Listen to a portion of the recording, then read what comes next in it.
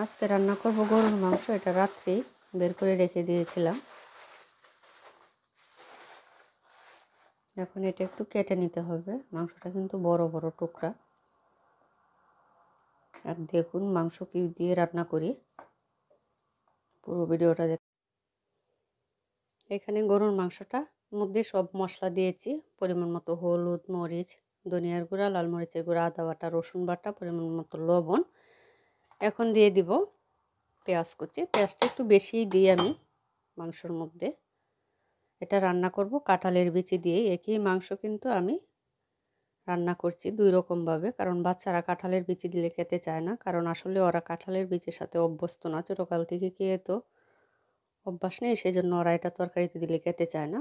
আর ওইটা রান্না করব আলু দিয়ে। আপনারা দেখ, আমি মাংসটা এখন ভালোভাবে একটু মেখে নেব। গরুর মাংস একটু সময় নিয়ে মাখবেন। মাখানোর মধ্যে কিন্তু মাংসটা, যেহেতু মশলাগুলো ঠিক মতো দিয়ে ঢুকে, মাংসর মধ্যে গরম মশলা দিয়েছি, এলাচ, দারচিনি, তেজপাতা দিয়ে এখন আরেকটু নেড়ে চেড়ে দিচ্ছি, কারণ গরুর মাংস রান্না করতে কিন্তু অনেকটা সময় লাগে, যেহেতু এগুলো সিদ্ধ হতে সময় লাগে।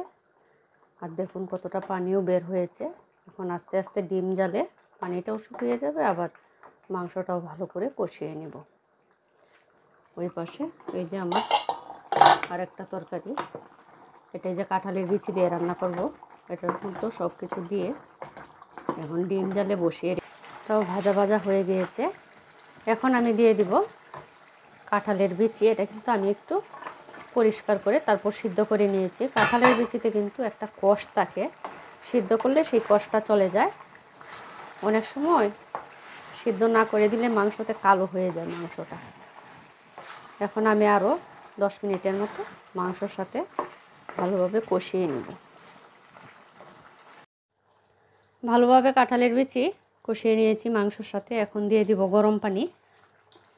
গরম পানিটা দিলে তরকারিটা অনেক তাড়াতাড়ি সিদ্ধ হয়ে যায়, মাংসটা আর সফট হয়। আর কাঁঠালের বিচি দিয়ে যখন যে কোনো মাংসর সাথে রান্না করবেন, তৈলাক্ত মাংসটা নেওয়ার চেষ্টা করবেন, দেখবেন সেই তরকারিটা খেতে কিন্তু অনেক ভালো লাগে। আমি একটু ঝোলটা বেশি দিয়েছি, কারণ মাংসটা আর একটু নরম করব আমি। এখন আমি ডেকে আরও 10-15 মিনিটের মতো জাল দিয়ে নিব। দেখুন তরকারিটা কত সুন্দর দেখা যাচ্ছে, আর খেতেও তো অনেক মজা। কাঁঠালের বিচি দিয়ে গরুর মাংস এভাবে আপনারাও বাসায় রান্না করে খাবেন, অসাধারণ লাগে।